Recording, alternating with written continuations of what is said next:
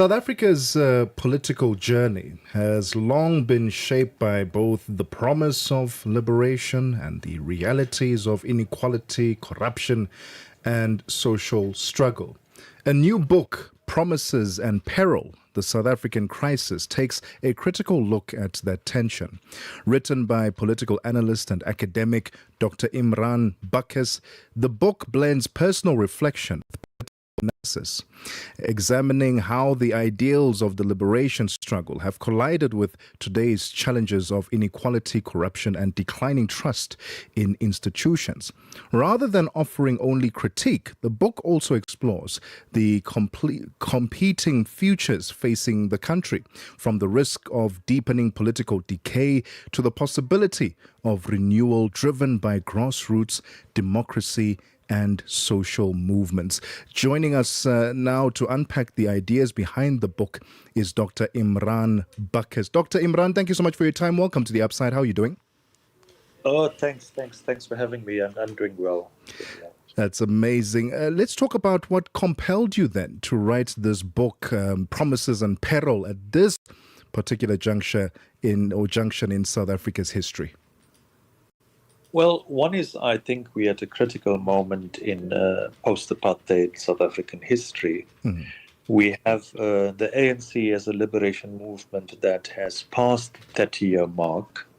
And we know generally liberation movements, particularly on the African continent, sort of reach their sell-by date 3, 4, 5 decades into liberation.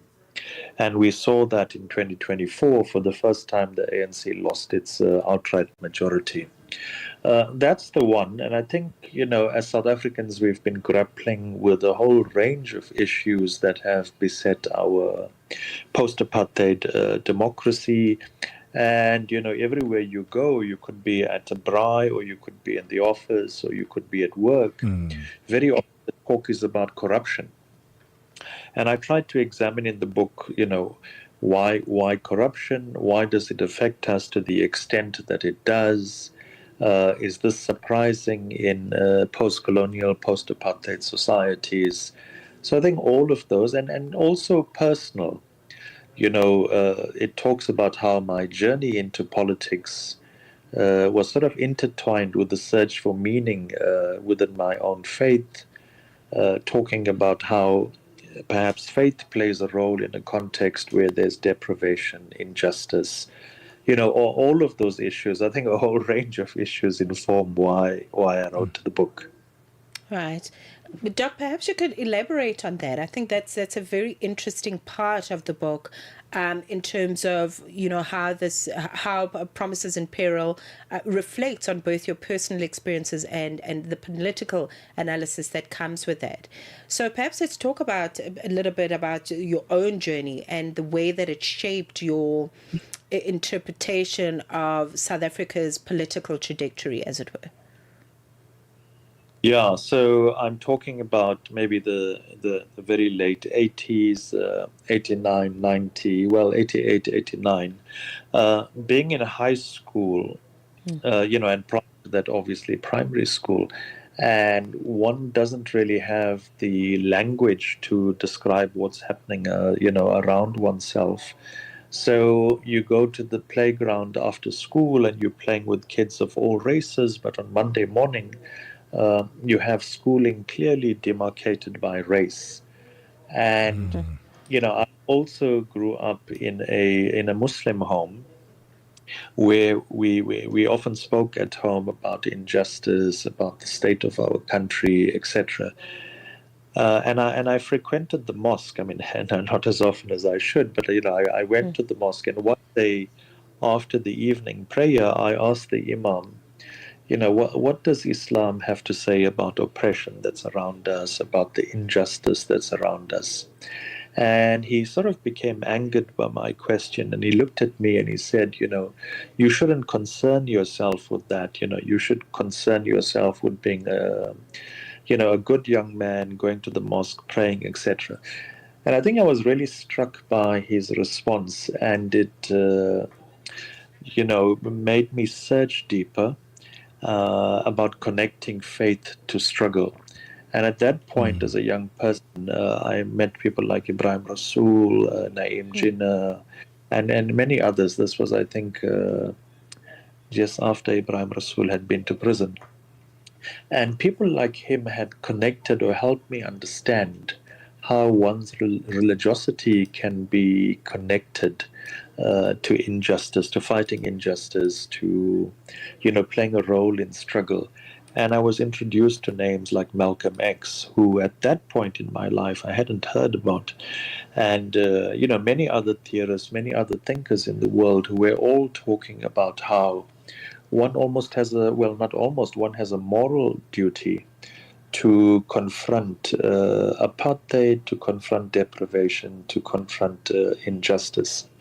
And I become deeply personal in the book, in the opening chapter, and I talk about my own really poor upbringing on the sort of outskirts of society, growing up without electricity, without water, and those sorts of necessities that people around me enjoyed. And I think that pricks one's consciousness, that makes one search. And it wasn't only a search for connecting, faith. I think when I went, faith to struggle, when I went to university, I was naturally, bearing in mind my own background, attracted to Marxism, Leninism, thinking about, how all of these doctrines impact the society we live in. So I think, saying all of that, basically a confused young man trying to find an ideological home, trying to think about, what sort of theoretical framework or ideological framework informs struggle. And that led me, after that, as a young man, to join the ANC while it was still banned. The very latter day of, it being banned.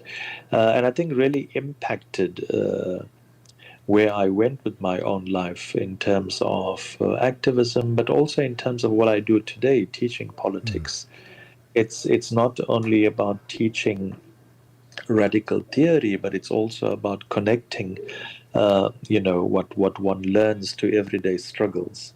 And I think I tried to impart that to students, that it might be one thing to be able to talk about all these theories, but it's another to be able to connect them to everyday struggle, Currently in conversation with the political analyst and academic Dr. Imraan Buccus. He's written a new book. It's titled Promises and Peril, the South African Crisis. We'll continue the conversation with him right after this. Mosito and Tebogo Lekhuleni on the upside. Conversations are happening, and Channel Africa is at the heart of them. We tell the African story with clarity, pride, and purpose, reaching audiences that matter to your brand. Partner with us and connect your business with listeners across borders in multiple languages and markets. For partnership opportunities, sponsorship, or sales, email us at partnership@channelafrica.co.za. Channel Africa, the African perspective. Keep Africa in your hands. Connect to our website for all your news, sports, and cultural updates. channelafrica.co.za. 23 minutes after 2 p.m. Central African Time. Still in conversation with political analyst and academic Dr. Imraan Buccus. He's written a new book. It's titled Promises and Peril, the South African Crisis. Doc, let's talk about this crisis. I mean, having, been in the political space for a very long time and your own observations as a political analyst, how much of today's crisis is structural rather than the actions of individual leaders from your observations?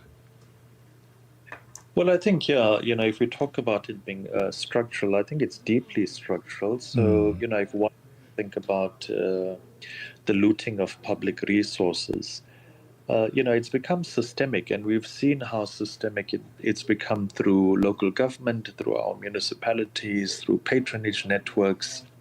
And in large part, it's become normalized. Yeah. And I think what's really worrying is when we listen to the Madlanga Commission, it really is about this fine line between the state and the underworld. And, not completely surprising. South Africa has reached that point, but we saw that in Mexico. Mexico had the PRA, which is a liberation movement, stayed in power for about 7 decades. Corruption became embedded, became structural. And then the PRA, survives in its last few elections, not because it wins the elections, because the fine line between the state and the underworld becomes eroded. The state starts to develop a relationship with the drug cartels, and they keep this liberation movement in power. I'm not saying South Africa is at that point, but I think the Madlanga Commission starts to surface and starts to make us think, in very deep ways, but in also very worrying ways about the level when we talk about our security institutions, our police, and their relationships with the underworld. I think that becomes very worrying 30 years into democracy. Very, very concerning. And I appreciate, just how deeply you were able to interrogate. And I think you mentioned them in the last segments, just other philosophers and other thinkers when it comes to, shaping revolutions, as it were. You've drawn reference from people like Fanon, from Shariati as well, who's an Iranian and a revolutionist himself. So with that, and also just drawing from your own thinking, which is very much about how South Africa's struggle has been connected to other global movements for justice, as it were. So when we read your book, Doc, talk to us about, just some of the lessons that we can take as African people that draw from other similar struggles in the world, whether it's the civil rights movement or the reference that you made in Mexico as well. Yeah, our struggle draws from multiple struggles around the continent and certainly beyond the continent. Prior to Mandela's imprisonment, arrest, and later imprisonment, he had been on this tour through the African continent, and he'd met the Algerian liberation movement in Morocco. And he comes back, and if you now look at his notes, he writes very deeply about the influence that the Algerian liberation movement had on South Africa. Well, not South Africa, but the ANC and a liberation movement that was led by people like Oliver Tambo and others. But today, if I can just turn it on its head and talk about the other lessons we learn about liberation movements in power. So, if you think about KANU in Kenya, or even if you think about UNIP in Zambia, all of these liberation movements have lasted for 3-4 decades maybe and get pushed to the periphery. Yeah. And so it's not completely surprising that the ANC has lost its majority. When we look at the African continent, we see this moment of historic rupture, and we see, the moral exhaustion in society, and we see how infighting, this fight for the public purse, the corruption, starts to unravel liberation movements. And, for many South Africans today, the romance of the liberation is over. If you talk to young people today, by and large, they don't want to listen to the romance of the revolution. They want employment, they want the potholes to be fixed, and they want the streetlights to work, and they want to be safe, and they want water and electricity. So I think that's the point we're at now. And that pushes, liberation movements that don't deliver to the periphery. So not completely surprising, this sort of authoritarianism that we see in part, this abandoning of the ideals of liberation, I think has reached South Africa. And, again, like I've said earlier, not surprising. But, it's what liberation movements are. We talk about them being democratic historically, but also dictatorial. So perhaps we'll go a little deeper into it. If you take the ANC, it had a very strong exile tradition. It had a strong internal tradition.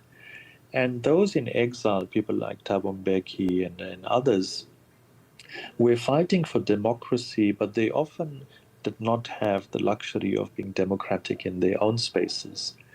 Because, when you're in struggle, you don't question what you are told. You go ahead and perform the task.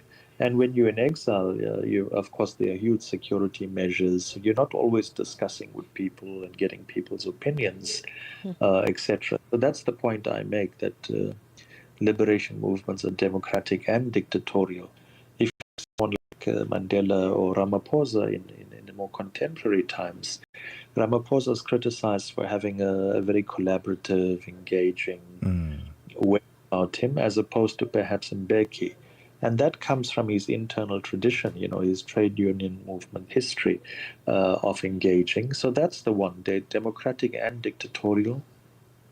And in a post-colonial society, post-apartheid society, one of the main functions of a post-apartheid order or a post-colonial order is to consolidate a black middle class. It's to build a black middle class unapologetically, because it's been left out of the formal economy for such a long time. And one of the things we can really celebrate in South Africa today is the black middle class has officially overtaken the white middle class. It's about 5 to 7 million, depending on whose work you read. Dr. Imraan, I apologize. We have unfortunately run out of time, and I do think it is a must read. Also, you have such a soothing voice. You should consider turning this into an audiobook. If you'd like this book, africanperspective.co.za. It's titled Promises and Peril, the South African Crisis by Dr. Imraan Buccus.